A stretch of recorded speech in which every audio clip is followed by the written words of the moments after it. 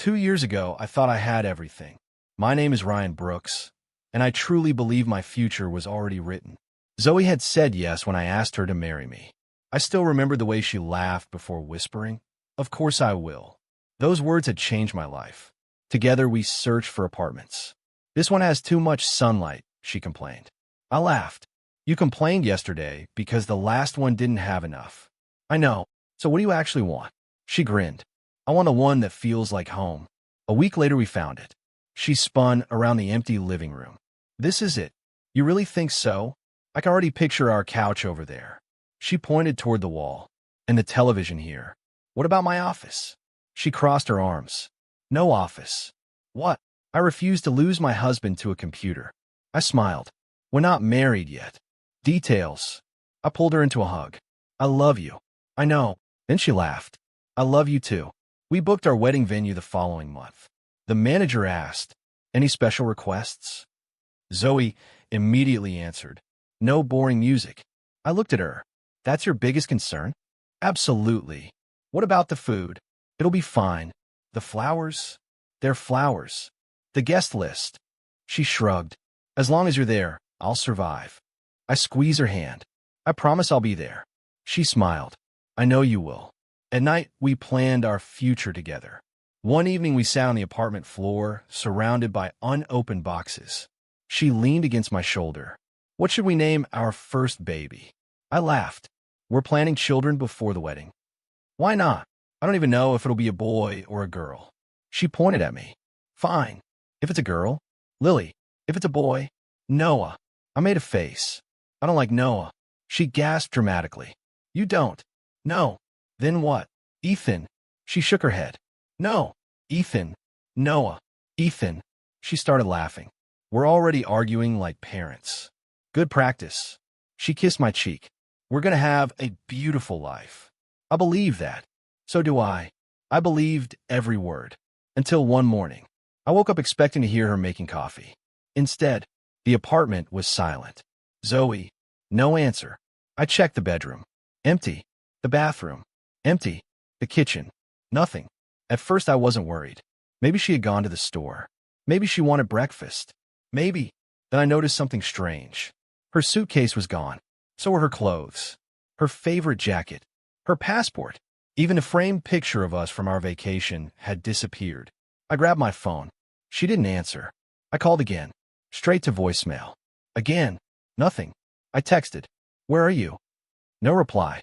An hour later, I drove to her office. The receptionist looked confused. "She resigned yesterday." "What? She didn't tell you?" "No." "I'm sorry." I drove to her parents' house. Her mother opened the door. "Ryan, where's Zoe?" She looked away. "I don't know. Please." "I really don't." "You expect me to believe that?" Tears filled her eyes. "I haven't heard from her. I searched everywhere. Friends. Old co-workers. Our favorite cafe. Nobody had answers." 3 days later, her phone number stopped working. A week later, her social media disappeared. Every picture, every post, every memory, gone. Mason tried to help. Maybe she just needs space. I stared at him. People don't disappear because they need space. I know. There has to be a reason. There probably is. Then why won't anyone tell me? He sighed. "I wish I knew." Weeks became months. Months became a year. People slowly stopped asking about Zoe. My mother carefully avoided saying her name. Friends stopped expecting her to come back. Life moved forward, whether I wanted it to or not. I focused on work. I moved into a smaller apartment. I donated the wedding decorations we never used. The engagement ring stayed locked inside a drawer. Sometimes I opened it. Sometimes I didn't. Eventually, 2 years passed. The pain never completely disappeared. It simply became quieter. I accepted that I would probably never know why she left. One rainy Thursday evening, I came home late from work. I dropped my keys onto the table. The apartment felt peaceful. I changed into comfortable clothes. Ordered takeout. Turned on the television without paying attention. For the first time in a long while, my life felt stable. Then someone knocked on the door. I glanced at the clock. 7:18 p.m. I frowned. I wasn't expecting anyone. Another knock. I walked across the room. Coming. I unlocked the door, pulled it open, and forgot how to breathe. Zoe. She stood in front of me. Older. Thinner. Her bright smile had been replaced by exhaustion. Dark circles rested beneath her eyes. She looked like someone carrying years of regret. Neither of us spoke. I noticed the little hand holding hers. A small boy stood beside her. Curly brown hair. Big, curious eyes. Tiny sneakers splashed with rainwater. He couldn't have been older than 4. He looked up at me with complete innocence. Then he tugged gently on Zoe's sleeve. Mom. My heart stopped. The little boy pointed at me. Who's this man? Those 4 words echoed louder than any scream. Mom. Not Zoe. Mom. I looked from the child to her. Then back again. Questions flooded my mind faster than I could ask them. Who was he? Why was she here? Why now? Why after 2 years? Zoe's eyes filled with tears. She opened her mouth. Ryan. I couldn't answer. Every emotion I had buried came crashing back at once. Confusion. Anger. Love. Heartbreak. The woman who had vanished without a goodbye now stood at my door with a child holding her hand. And somehow, that hurt even more than the day she disappeared. I realized my heart wasn't breaking for the first time. It was breaking all over again. Because the woman who abandoned me had finally returned. But she wasn't alone. I stood frozen in the doorway. Zoe stood just as still. The little boy looked back and forth between us with innocent curiosity. The rain continued falling behind them. Finally, I found my voice. What are you doing here? Zoe swallowed. Can we come inside? I looked at the child. He shivered slightly in the cold. I stepped aside without saying another word. Come in. She quietly thanked me. The little boy walked into my apartment, looking around with wide eyes. It's nice. I nodded politely. Thank you. He smiled. I'm Leo. Hi, Leo. I'm 4. I guessed. He laughed. My mom says I'm almost 5. Zoe managed a faint smile. You talk too much. I like talking. I know. I pointed toward the couch. You can sit. Leo immediately climbed onto it. His attention shifted to a small bookshelf. You have comics. I do. Can I look? Of course. He carefully walked over, completely unaware of the tension filling the room. Zoe remained standing. She looked at me with eyes full of guilt. I don't know where to begin. I crossed my arms. Try the beginning. She nodded slowly. When I left, you didn't leave. I interrupted her. You disappeared. She lowered her head. You're right. So tell me why. She took a deep breath. I reunited with someone. My chest tightened. Who? My first love. The words landed like a punch. Jace. I stared at her. The guy you told me was part of your past. Yes. The one you said you'd never go back to.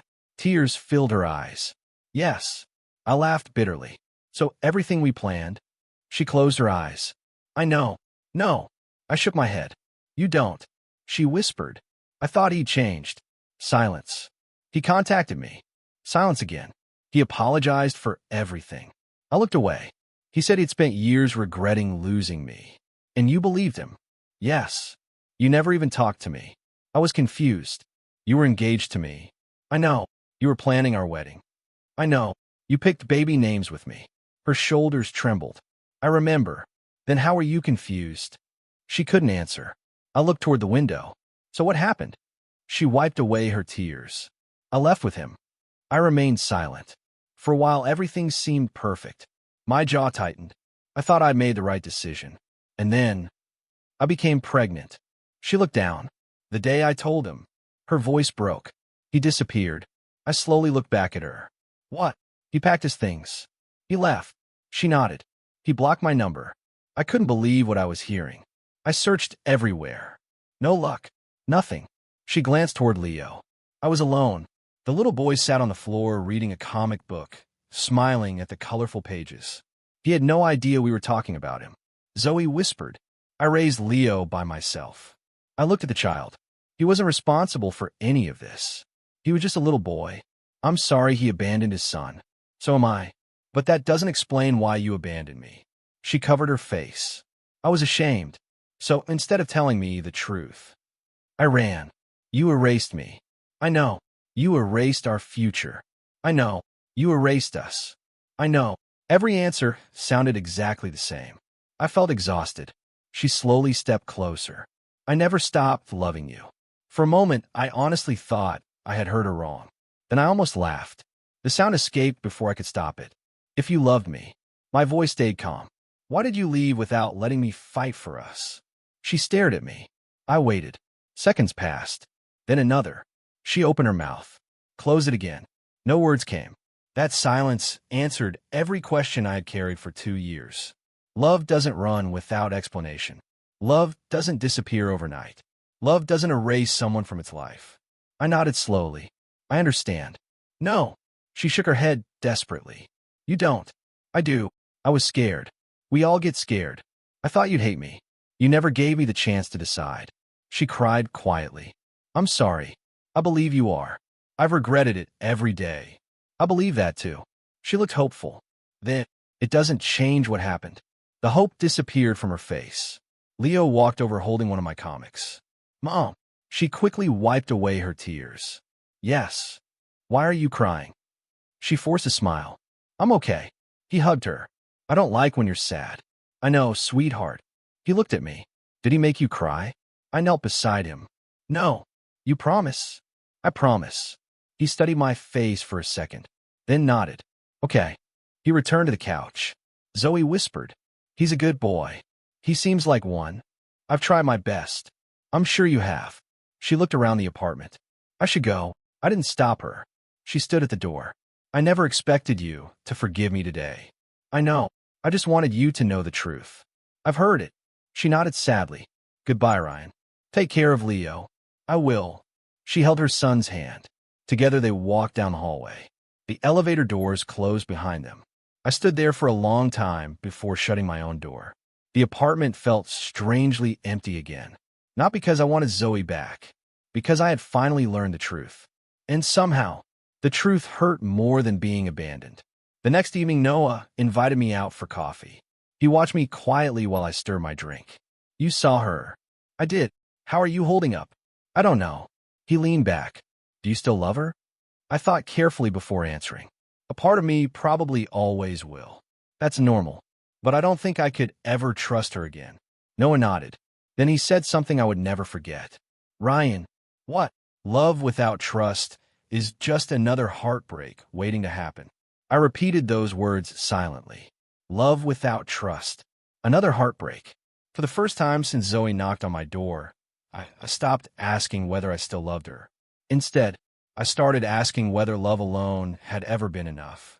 After Zoe returned, my life became strangely quiet again. She didn't disappear this time. Every few days, she sent a short message. I'm sorry.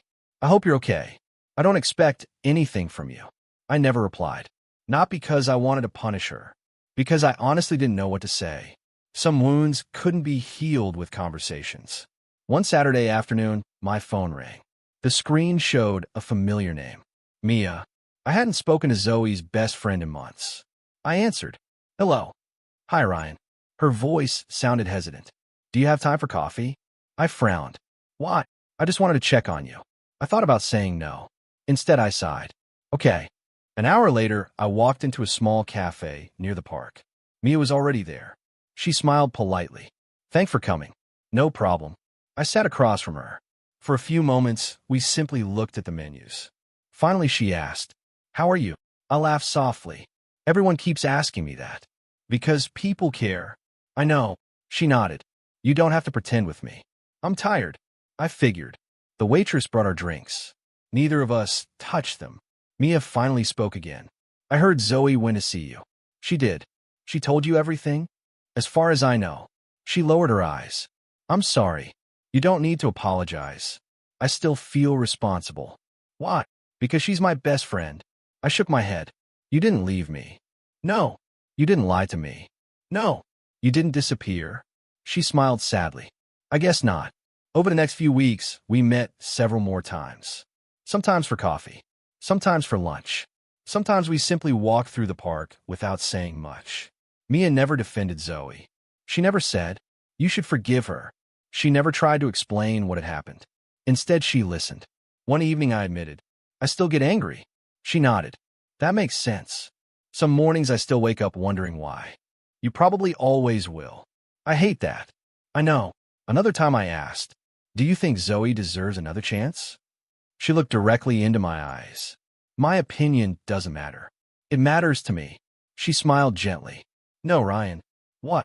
The only opinion that matters is yours. I appreciated that answer more than she realized. She wasn't trying to control my decisions. She simply respected them. That felt different. Comforting. Weeks turned into months. Talking to Mia became the easiest part of my week. One rainy evening we stayed inside a quiet bookstore cafe. The rain tapped softly against the windows. Mia wrapped both hands around her coffee. Can I tell you something? Of course. I've never told anyone this. I leaned forward. What is it? She hesitated. Then she took a deep breath. I like you first. I blinked. What? She laughed nervously. Back before you and Zoe started dating. I stared at her. I had no idea. Nobody did. Why didn't you say anything? She smiled sadly. Because Zoe loved you too. The room became completely silent. I noticed the way she looked at you. She continued quietly. And I realized she was falling for you. So you step aside. She nodded. I told myself it was only a crush. Was it? No. Her honesty caught me off guard. I cared about you. I didn't know what to say. She looked embarrassed. I'm sorry. For what? I probably shouldn't have told you. No. I shook my head. I'm just surprised. She laughed softly. Believe me, so was I. You watched us together? I did. That must have been difficult. Sometimes. Why stay friends with us? Because caring about someone doesn't always mean you get to keep them. I looked at her with new understanding. You never hated Zoe? I couldn't. And you never blamed me? You never knew. I slowly smiled. I'm sorry. She shrugged. Life happens. The conversation changed after that. Not immediately. Not dramatically. Just naturally. There were longer smiles, comfortable silences, accidental touches that neither of us hurried to pull away from. One afternoon she called. What are you doing? Working. Take a break. I have deadlines. You also have a life. I laughed. Bossy. I've been told. What did you have in mind? There's a food festival downtown. You want me to skip work for tacos? Exactly. I closed my laptop. When do we leave? She laughed. I knew you'd make the right choice. That afternoon was surprisingly simple. We tried terrible food, laughed at street performers, got caught in another unexpected rainstorm. She looked at me and burst into laughter. What? You look ridiculous. So do you. I know. Neither of us cared. For the first time in years, I forgot what heartbreak felt like. Months passed. One evening we sat on a bench overlooking the river. The sunset painted the water gold. Mia looked toward the horizon. Can I ask you something? Sure. Are you happy? I thought about it carefully. More than I expected. I'm glad. I think it's because life finally feels quiet. She smiled. You deserve quiet. I looked at her. No. I think I deserve peace. She turned toward me. There's a difference. There is. We sat there without speaking. Then I reached for her hand. Not because I planned it. Not because I felt pressured. Because it felt right. She looked down at our hands. Then back at me. You don't have to. I know. Are you sure? Yes. A gentle smile appeared on her face. She squeezed my hand. Neither of us rushed to define what was happening. We didn't need to. Whatever this was, it didn't feel confusing. It didn't feel uncertain. It didn't make me question my worth. For the first time in a very long time, love didn't feel like something I had to chase. It didn't feel fragile. It didn't feel painful. As I sat beside the girl who had quietly stood by me when my world fell apart, I realized something beautiful. The strongest love isn't always the loudest. Sometimes, it's the one that patiently waits until your heart is finally ready to believe in happiness again. And for the first time, love felt peaceful instead of painful. Life with Mia never felt rushed. Neither of us tried to replace the past. We simply built something new. One honest conversation at a time. One quiet afternoon at a time. One shared smile at a time. 6 months after we started dating, we were cooking dinner together. I burned the pasta. She laughed so hard she had to lean against the counter. You had one job. I was distracted. By what? You. She pointed the wooden spoon at me. That's not a valid excuse. It should be. She smiled.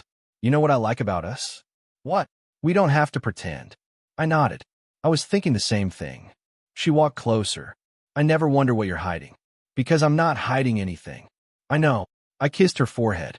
And I never wonder if you'll leave. Her eyes softened. I won't. I believe you. She whispered. Thank you.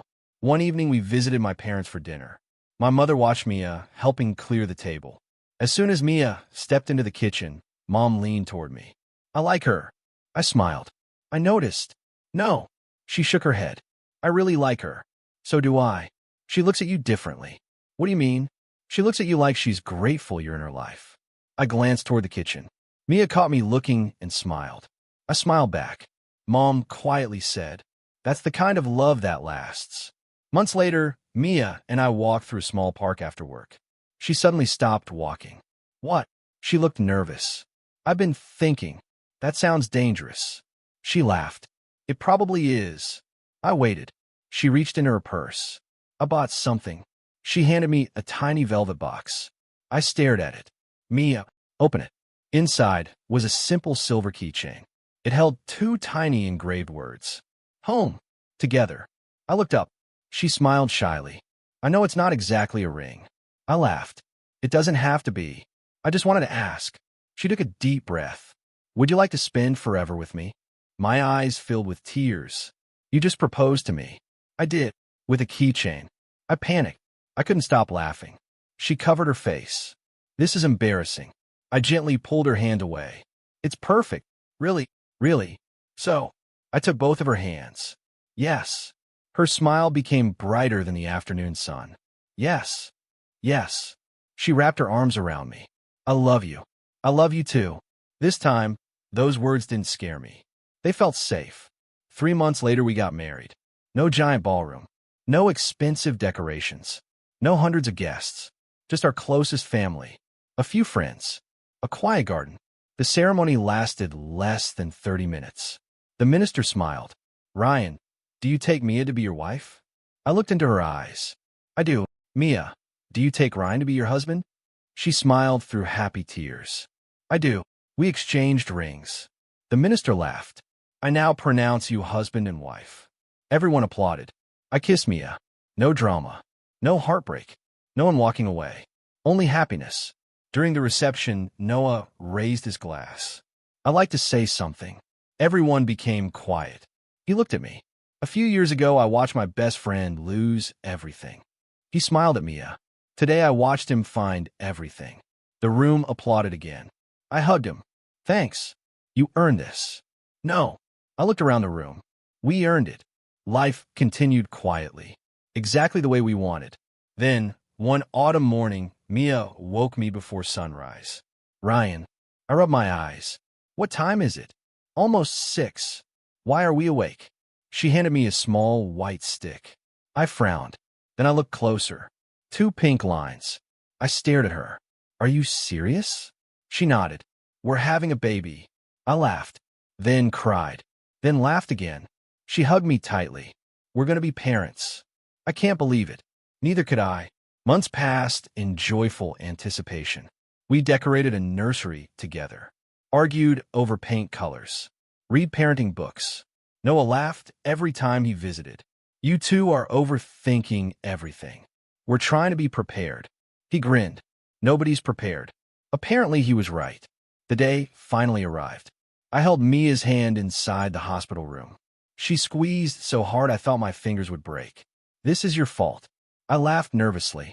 I've heard that before. I'm serious. I know. Several hours later, a doctor smiled. Congratulations. My heart pounded. You have twins. What? A healthy baby boy. I couldn't breathe. And a healthy baby girl. Tears immediately blurred my vision. The nurse carefully placed the little boy into my arms. He looks just like you. I smiled through tears. We're naming him Luca. A second nurse placed our daughter beside him. Tiny, peaceful, perfect. And this beautiful little girl, Luna. Mia looked exhausted but radiant. We actually did it. I sat beside her bed holding both babies. They were so small, so completely dependent on us. Luca yawned. Luna wrapped her tiny fingers around mine. Something inside me changed forever. I whispered, Hi. Neither of them answered. They simply slept peacefully. I smiled. I want to make you both a promise. Mia watched quietly. I looked at my son, then my daughter. I'll never let you wonder if you're enough. My voice trembled. I'll never make you question whether you're loved. A tear rolled down my face. You'll always know you belong. Mia reached over and touched my shoulder. They're lucky. I shook my head. No. I looked at my family. I'm the lucky one. As I held Luca and Luna for the first time, memories of my old life drifted through my mind. The abandoned apartment, the unanswered phone calls, the broken engagement, the endless questions. For years I had wondered why those things happened. Now I finally understood. If my heart had never been broken, it would never have been open to the life waiting for me. Every painful goodbye had quietly guided me toward this beautiful hello. At that moment, every heartbreak suddenly made perfect sense. 3 years passed in the happiest way imaginable. Life settled into a rhythm I had once believed was impossible. Every morning began with little footsteps racing through the hallway. Usually Luca reached our bedroom first. Dad. A second later, Luna followed behind him. You cheated. I ran faster, Luca laughed. You pushed me. I did not. Mia smiled from the bed. I think both of you are very loud. The twins climbed onto the mattress anyway. Luna wrapped her tiny arms around my neck. Can we go to the park today? I looked at Mia. What do you think? She smiled. It's Saturday. That's a yes. The twins cheered together. I'll bring the bubbles, Luca shouted. I want ice cream, Luna added. Mia laughed. First the park, then ice cream. Maybe. The children celebrated as if they had already won. Watching them laugh never became ordinary. Every smile reminded me how much life had changed. That afternoon, we packed a picnic basket. Mia checked the snacks. I packed sandwiches. I packed juice. She smiled. And the bubbles? Luca proudly held up a colorful bottle. I remembered. I knew you would. Luna grabbed my hand. Let's go. The city park buzzed with families enjoying the warm weather. Children played on swings. Dogs chased tennis balls. Music drifted from a nearby street performer. We spread our blanket beneath a large tree. Luca immediately opened the bottle of bubble solution. Watch this. He blew carefully. Dozens of shimmering bubbles floated into the air. Luna laughed so loudly that nearby parents smiled. I'm going to catch one. You have to run faster, I teased. I am fast. She chased the bubbles across the grass. Luca followed close behind. Mia leaned against my shoulder. They're happy. They really are. She looked at me. So are you. I smiled. I really am. She squeezed my hand. I love this life. So do I. For a while we simply watched the twins play. Luca finally caught a bubble. I got one. Luna laughed. It popped. I know. They always pop. He shrugged. It was still fun. Mia laughed softly. I think that's a lesson for adults too. Before I could answer, someone behind me quietly spoke. Kai. I frowned. Nobody had called me by that childhood nickname in years. Slowly I turned around. My heart skipped. Zoe. She stood only a few feet away. Beside her stood Leo. He looked taller than the last time I'd seen him. He smiled politely. Hi. Hi, Leo. He waved shyly. Zoe looked nervous. I didn't expect to see you here. I didn't either. For a moment, neither of us moved. Then her eyes wandered toward the open field. Luca and Luna were still laughing while chasing bubbles. She watched them carefully. They're beautiful. Thank you. She looked at Mia. Mia stood and walked over with a calm smile. Hello. Zoe nodded politely. You must be Mia. I am. It's nice to meet you. You too. There was no anger in Mia's voice. Only kindness. That somehow made the moment even harder. Leo looked toward the twins. Can I play with them? Zoe glanced at me. I smiled. If they're okay with it. Leo ran across the grass. Luca waved excitedly. Come on. Within seconds, all 3 children were laughing together. Luna handed Leo the bubble bottle. My turn next. Okay. They played as if they had known each other forever. Zoe watched them with trembling lips. They're happy. They are. She nodded slowly. I'm glad. Silence settled between us. Finally, she whispered, I used to imagine this. I looked at her. What? A family. She smiled sadly. A husband. She glanced at Mia. Children running around a park. Her voice became quieter. I imagined it would be us. I didn't answer, because there was nothing to say. She already knew. Her eyes remained fixed on Luca and Luna. Then she looked back at Mia. For a brief moment, all the color disappeared from her face. Reality had finally caught up with the dreams she abandoned. Those were supposed to be her dreams. Instead, someone else was living them. A tear rolled down her cheek. She quickly wiped it away. "I'm sorry. You don't have to apologize." "I do." She looked toward the children again. "I spent years wondering what our life would have looked like. I stayed quiet. I guess now I know." Mia gently slipped her hand into mine. Not to claim victory. Not to make Zoe jealous. Simply because holding my hand had become natural. Zoe noticed. Instead of looking hurt, she smiled sadly. "I'm happy you found someone who stayed."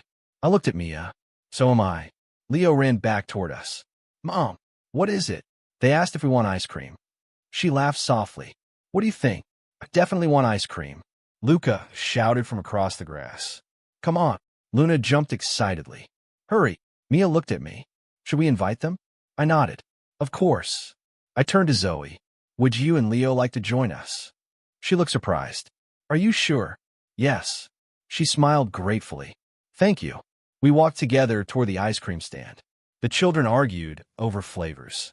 "I want chocolate." "No," Luna protested. "Strawberry." Leo laughed. "Vanilla is better." The three of them continued debating while we adults followed behind. For a few minutes, everything felt peaceful. After everyone finished eating, Zoe turned to me. "I should go." Leo nodded. "I had fun." Luca grinned. "Come play again someday." Leo looked at his mother. "Can we?" Zoe smiled gently. "We'll see." She looked at Mia. "Thank you." Mia returned the smile. "Take care." Then Zoe faced me one last time. "I spent years wishing I could change the past." She took a slow breath. "Now I don't." I raised an eyebrow. "You don't." She shook her head. "Because changing the past would erase these two amazing kids." She looked at Luca and Luna laughing together. "And I could never wish that." Another tear slipped down her face. "I just wish I had made better choices." I nodded. "I hope you find happiness." She smiled through her tears. "I'm trying." She held Leo's hand. Together, they walked away. Neither of us looked back. I watched my own children chasing bubbles with Mia. The afternoon sun painted everything gold. Years ago, I believed losing Zoe had destroyed my future. Standing there with my wife, my twins, and a heart finally at peace, I understood the truth. Sometimes the life you cry over losing is only making room for the life you were always meant to have. A week after we met at the park, my phone buzzed with a message. It was from Zoe. "Ryan, can we talk one last time? I promise I won't ask for anything." I stared at the screen for several minutes. Mia noticed. "Everything okay?" "It's Zoe." She nodded. "What does she want?" One last conversation. She didn't ask another question. Instead, she smiled gently. "What do you want?" I need closure." She reached across the table and squeezed my hand. "Then go. You don't mind? I trust you." Those 3 words settled something deep inside me. I smiled. "Thank you." She laughed softly. "You don't have to thank me for trusting my husband." The next afternoon, I met Zoe at a small cafe near the river. The place was quiet. Only a few people sat near the windows. She was already there when I arrived. She stood as I approached. "Hi." "Hi." She looked nervous. "Thank you for coming." I said I would. We sat across from each other. Neither of us touched the menus. Finally, she spoke. "I really meant it." "What?" "This is the last conversation." I nodded. "I know." The waitress brought coffee. After she walked away, Zoe wrapped both hands around her cup. "I've been thinking a lot." I figured. For years, actually. She stared into her coffee. I imagined this moment. I waited quietly. Every birthday. She smiled sadly. Every Christmas. She looked out the window. Every New Year's Eve. Her voice became smaller. "I imagined coming back." I frowned slightly. "Coming back." She nodded. I kept telling myself. She took a slow breath. "That one day I'd knock on your door again." I remained silent. "And you'd still be waiting." Those words hung heavily between us. She laughed at herself. I actually believed it. I looked at her calmly. "You thought I'd stop living? I hoped you wouldn't move on." "Why?" "Because I couldn't." She wiped away a tear. "I carried so much guilt that I convinced myself time had stopped for both of us." "It didn't." "I know." She nodded. I found that out at the park. Her eyes filled again. When I saw Mia, silence. When I saw your children, another silence. When I saw you smiling. She shook her head. I realized something. What? You weren't pretending. No. You were genuinely happy. I am. She smiled through her tears. I could see it. For a long moment, neither of us spoke. Then she whispered, I destroyed my own future. I looked at her carefully. Then I answered as gently as I could. No. She looked confused. You chose another one. She stared at me. I don't understand. You didn't destroy your future. You made choices. I know. Those choices created a different life. She lowered her eyes. I kept calling them mistakes. They were, but they were also decisions. She slowly nodded. I never thought about it like that. I leaned back. If you spend your life believing everything just happened to you. She listened carefully. You never accept responsibility. She took a deep breath. I chose Jace. Yes. I chose to leave. Yes. I chose not to tell you. Yes. I chose silence. I nodded once. You did. A tear rolled down her cheek. For years I blamed fate. She smiled bitterly. I blamed bad luck. Another tear followed. I blamed Jace. She paused. But I never blamed myself. I quietly said, now you do. She nodded. Now I do. The truth seemed to settle over her all at once. Not as punishment, as acceptance. She looked relieved. Not happy. Just honest. After a few minutes, she smiled faintly. Leo asks about you sometimes. He does. He remembers the park. I smiled. He's a good kid. He really is. He deserves a good life. I'll spend the rest of mine giving him one. I believe you. She looked grateful. Thank you. The conversation became lighter. She told me Leo had started school. I told her Luca had become obsessed with dinosaurs. She laughed. And Luna, she thinks she's the boss of everyone. I believe that. We both laughed. For the first time in years, the laughter didn't hurt. It simply sounded like two people who had finally stopped fighting the past. Eventually, Zoe looked at the clock. I should go. So should I. She stood slowly. Before leaving, she looked directly into my eyes. Can I ask one last question? Sure. Are you really happy? I didn't hesitate. Yes. She smiled. I'm glad. You sound like you mean that. I do. She looked toward the cafe window. You know. She laughed quietly. I used to think Mia stole my future. I frowned. Now I understand she didn't. She looked back at me. I gave it away. Neither of us argued. Because it was true. She reached into her purse and removed something small. The old engagement ring. She placed it gently on the table. I kept it all these years. I stared at it. I don't need it anymore. I pushed it back toward her. You should keep it. She looked surprised. What? Not as a symbol of us. She frowned. As a reminder. Of what? That every choice matters. She slowly closed her fingers around the ring. I think I'll always remember. I hope so. She smiled through tears one final time. Goodbye, Ryan. Goodbye, Zoe. She turned and walked toward the door. This time, she didn't hesitate. She didn't look back. She simply kept walking. I watched until she disappeared into the afternoon crowd. Then I stood, paid for my coffee, and headed home. When I opened my front door, Luca and Luna came running toward me. Dad! Mia smiled from the kitchen. You're home. I picked up both children at once. I missed you. We missed you too, Luna laughed. Mia walked over and kissed my cheek. Everything okay? I smiled. Everything is finally okay. As my family surrounded me, I realized Zoe had found what she came searching for. Not another chance. Not forgiveness. Not the past. She had finally accepted the truth. And sometimes, acceptance is the only ending a broken heart will ever need. Several months passed peacefully after my final conversation with Zoe. Life settled into a rhythm I never wanted to interrupt. Every morning, Luca and Luna filled the house with laughter before the sun had fully risen. Mia would smile as she poured coffee. You know they'll wake us early forever. I laughed. I wouldn't trade it. She kissed my cheek. I know. One afternoon, Noah stopped by the house carrying a box of donuts.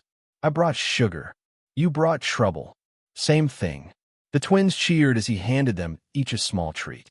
Mia shook her head. You're their favorite uncle. I worked hard for that title. We all laughed together. Moments like those reminded me how different my life had become.